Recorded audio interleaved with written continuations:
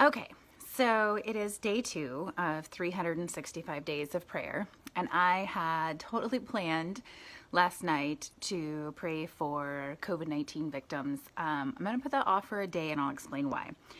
So, if you're following the news at all, which I used to tell my kids, I never watch the news because it's so depressing, and now I'm like a news junkie. But if you've been following the news at all, you know that there was a 17-year-old kid in Kenosha who shot some people at a protest. Now, I'm not going to say whether he's right or wrong because I don't have all the facts, but what I want to point out about this was, at least according to the news, when this kid shot someone, he immediately rendered aid and called a friend and said, "Hey, I think I've shot someone." Okay, and then he turned himself into the cops. Now, last weekend, there was a man killed in Portland who belonged to I think it's a Patriot Prayer or Prayer Patriots, which people say is a right-wing organization. I don't know anything about it, so I don't know for sure. But he was shot by this guy whose first name is Michael, and I'm not going to pronounce his last name because I will probably butcher it. Anyway, that guy, the guy who shot him, Michael, went on camera, so did not render aid, did not call the police, and ran after he shot this guy who died in the street, okay? And then he went on camera later, and it was just really interesting. He said, I knew I hadn't shot someone innocent, so I just left the scene. Now, regardless of who's right or wrong in this situation, first off, let me just say that taking someone's life is never right. Ever, unless it's like self-defense. Like if you're literally afraid for your life and that's the only way that you're going to survive. But it doesn't sound like in either one of these cases that's totally what happened, right? Regardless, here you have this kid who shot someone, rendered aid, turned himself in, and then this guy who shot someone, deemed him not innocent, and left.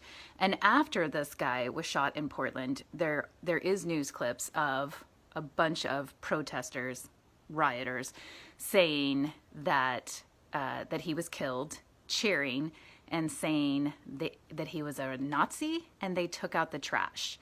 That really bothers me because there's absolutely no evidence that this guy had Nazi tendencies. And just because he's conservative doesn't make him a Nazi. And cheering and calling people trash is how we got to the Holocaust of Nazi Germany. So anyway, the reason that I was talking about that is because last night, the guy who shot the guy in Portland, his name is Michael something, Reinhall, I think is how it's pronounced, but he was actually, he came up here to Lacey, where I live, and he was shot and killed by a federal task force here, okay? Again, I don't know much about that, so I'm not going to make any sort of claim on that. But the reason that I bring that up is because on both sides, there is violence happening. On both sides, there is blame to be placed. And the behavior is just out of control.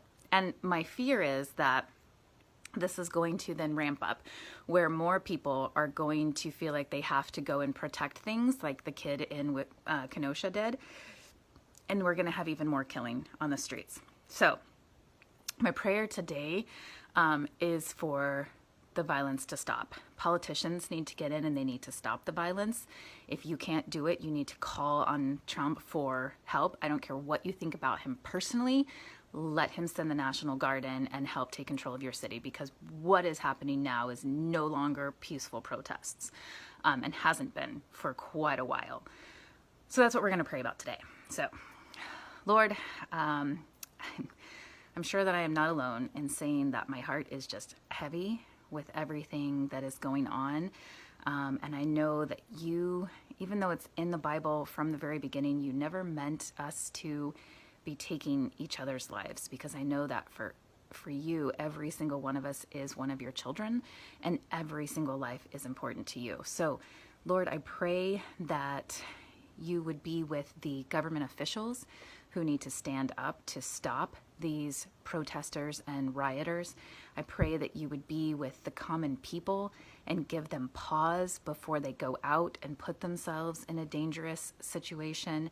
I pray that the people in charge would get over whatever personal feelings they have for the president and take advantage of the resources that he is offering. And Lord, I pray that this violence would cease. I can't even imagine how people who live close to this are feeling. But even hearing how this guy was so close to where I live and hearing people talk about it, the shooting that happened, that were neighbors because it was right outside an apartment complex. So the people that lived there, and this guy said it was just too close to home. And Lord, I think many of us are feeling that, even if we're not in these very violent places, but across the country, the violence is up.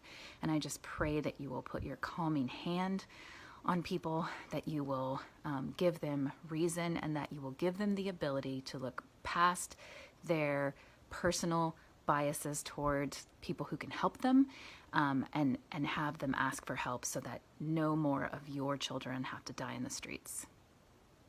All right, that's day 2. Whew.